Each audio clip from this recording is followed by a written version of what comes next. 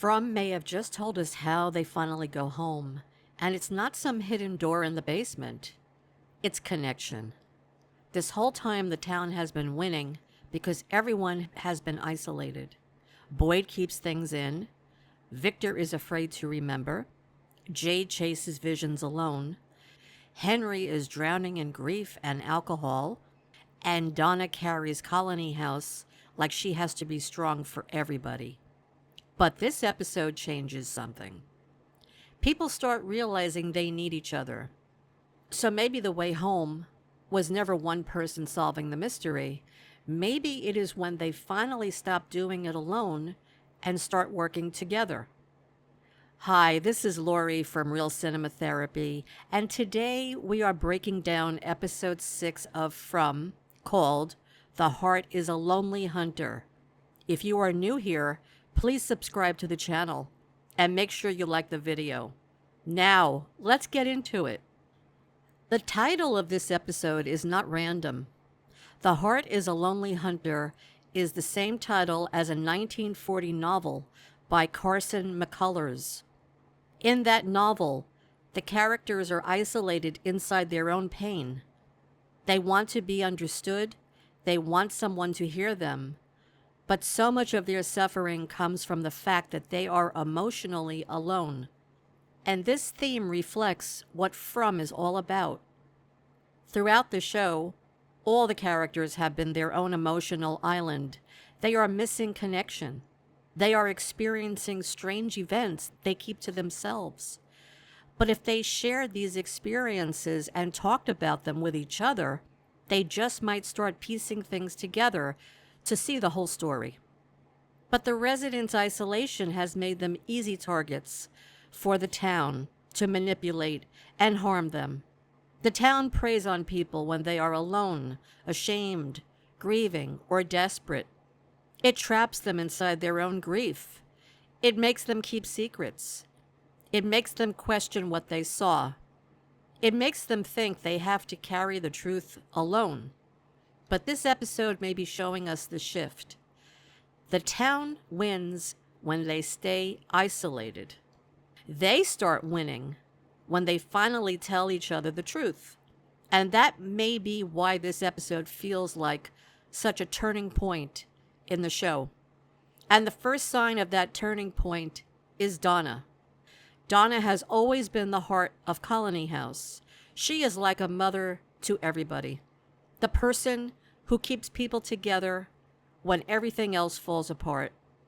She can be tough, she can be blunt, but underneath all of that, Donna is carrying the emotional weight of this place. So when Donna has a heart attack, symbolically it means the heart of Colony House stops beating. But what brings her back is connection.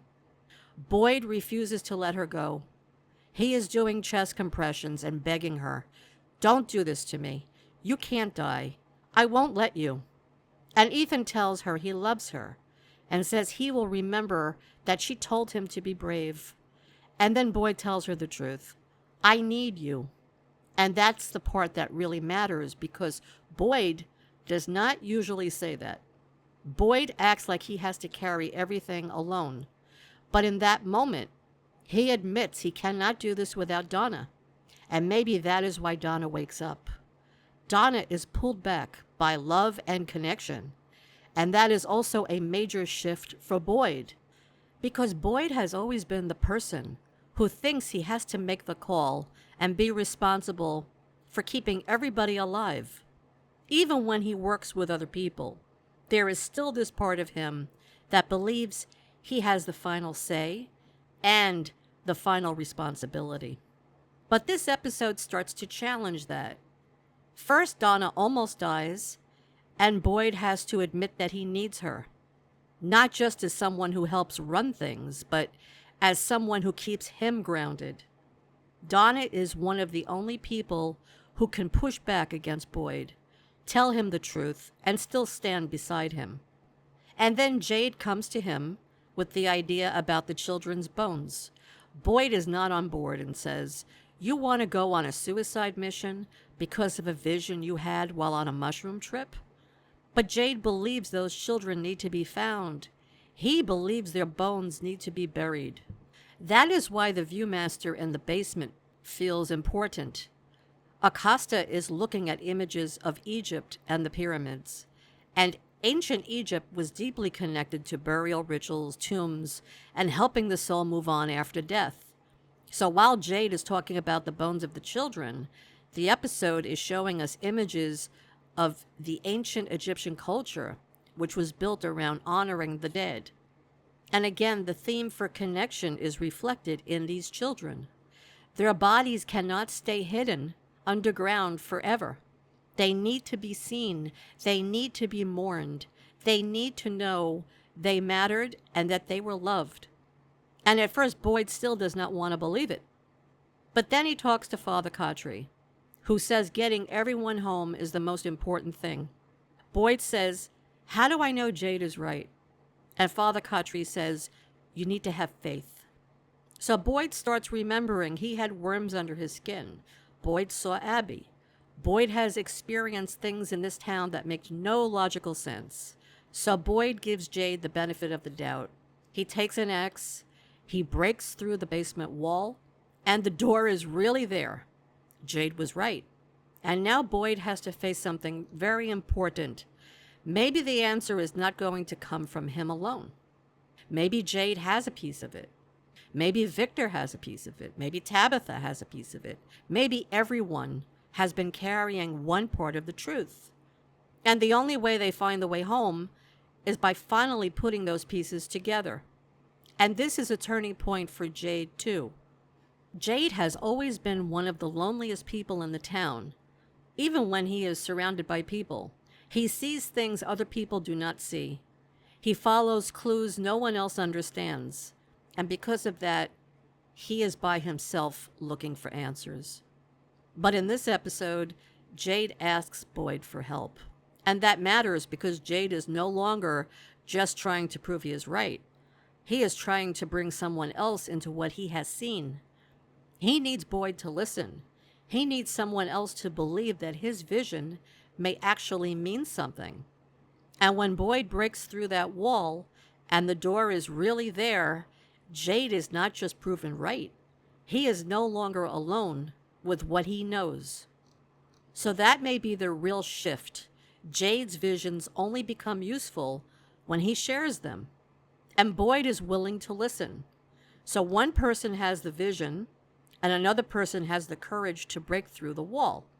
And that is how they start putting the truth together. And we see the same shift happening with Sara and Julie. This scene could have easily felt very small compared to the rest of the episode. But Sara and Julie painting Sophia's room matters. Because this is what connection looks like when it is quiet, when it is calm, when it's an ordinary day. Julie is grieving her father. She wants Jim back. She is carrying that loss, and she is still trying to make sense of what happened to him. And Sara understands what it feels like to carry pain that other people may not fully understand. Sara has her own guilt, her own grief, her own history with this town getting inside her head and making her do things she can barely live with. So when Sara and Julie are together, it is not about solving any mystery or looking for clues. And I think that's important. They were able to share a moment together so that they understood each other and they felt less alone. Because the town wants people isolated. It wants them to feel shame. It wants them to be afraid to say what they feel out loud. But Sara and Julie are doing the opposite. They are making a space feel safer. They are changing Sophia's room from green to lavender, trying to bring some softness into this town. And while they are doing that, they are also building something the town keeps trying to destroy: trust, friendship, and a reason to keep going. And while everyone else is finding connection for healing, Fatima and Ellis are the opposite. What makes their scene so sad is that Fatima and Ellis did have a connection. For a very long time, They were one of the strongest couples in the town. Their relationship was one of the few things that still felt warm and safe. But this place has been destroying that. After everything Fatima has been through, she does not feel safe anymore. Not in the town, not in her body, and not even in the relationship she has with Ellis. She knows Ellis loves her. He wants to protect her. But Fatima cannot fully feel that protection right now. So she needs to build something else. And she builds the golem. It is Fatima trying to create the safety that she no longer can feel with Ellis.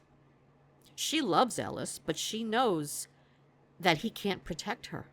The town has damaged her ability to trust their connection to protect her. And that is exactly how this place works.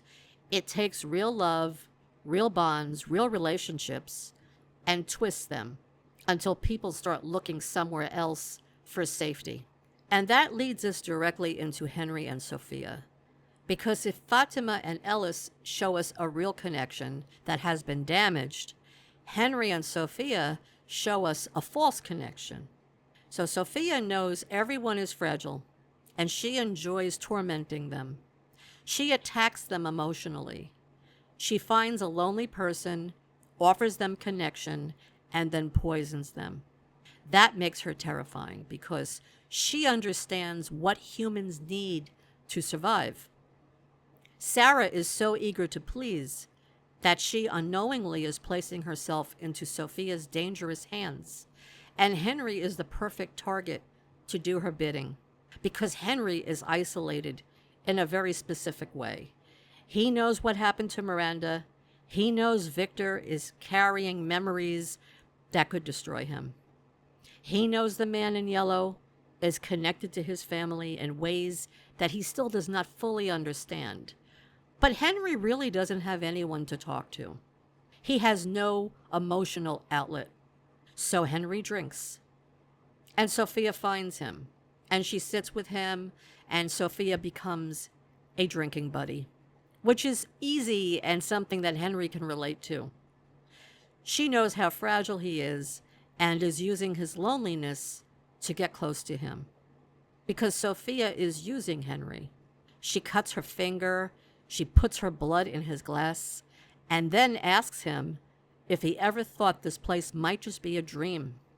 And that's real scary, because it's exactly what Abby believed when she started shooting people. Abby thought killing them would wake them up. She thought death was the way out. And my prediction is that Henry may become the next Abby. The town may use his grief, his drinking, and his guilt over Miranda to turn him into a weapon. And if that happens, it could destroy Boyd and Victor at the same time. Because Boyd will be forced to relive the worst moment of his life. And Victor may lose the father he just got back. And that brings us to Victor. Victor is the loneliest hunter of all. For years, Victor survived by cutting himself off from people, from memories, and from questions. He has carried the truth of this town for decades, but his way of surviving has always been to avoid questions. Don't ask, don't remember, don't tell, because when people know too much, bad things happen. And his rules probably kept him alive, but they also kept him alone. In this episode, Victor is on the roof, and he tells Boyd about a man who tried to help everyone, and he failed and he jumped. And that story feels like foreshadowing, because Victor has that same fear. He believes that trying to help can get people killed. He believes that telling the truth can make things worse. And now with Henry drinking and falling apart, Victor is already blaming himself for telling his father about the man in yellow. And that is why it matters so much when Boyd asks him to remember, and Victor says, I'll try. So for Victor, that is not a small thing. That is connection breaking through the wall that he has built around himself. He comes down from the roof, and he tells Boyd the man in yellow came in a brown car. and he starts drawing the car from memory. Victor is finally doing the thing he has spent his whole life avoiding. He is sharing what he remembers. But this also makes me very worried for him, because if Henry becomes the next Abby and Boyd has to shoot him, Victor could collapse under the guilt. He may believe that answering Boyd's questions is what got his father killed. And that rooftop story about the man who jumped may become a reality for Victor. But I do not think Victor's story will end that way, because this time Victor is not completely alone. Ethan has lost his father too, so he can see Victor's pain in a way others may not. Ethan could become Victor's reason to keep going. And if Tabitha reveals she was Miranda, she could help him understand that Miranda's death was not his fault, and Henry's death would not be his fault either. And if Victor is pulled back from the edge, it is because he finally feels love and connection. That would be the reversal of The Heart is a Lonely Hunter. In that story, the lonely person everyone depends on is not saved in time. But in From, maybe Victor survives because someone finally sees the lonely hunter before it is too late. So this episode is not only about who will die or what is behind the door in the basement. It is about whether these people can stop being emotional islands unto themselves. Because in From, loneliness is not just painful. It is something the town hunts. And connection may be the only thing keeping them human and alive. So I'd like to know what you think. Please leave your comments in the description below. Do you think that connection is the way out of this place? Do you think if everyone shares their knowledge, it will help them discover how to save the children, and then they can go home? Thanks for watching. I will see you in the next video soon.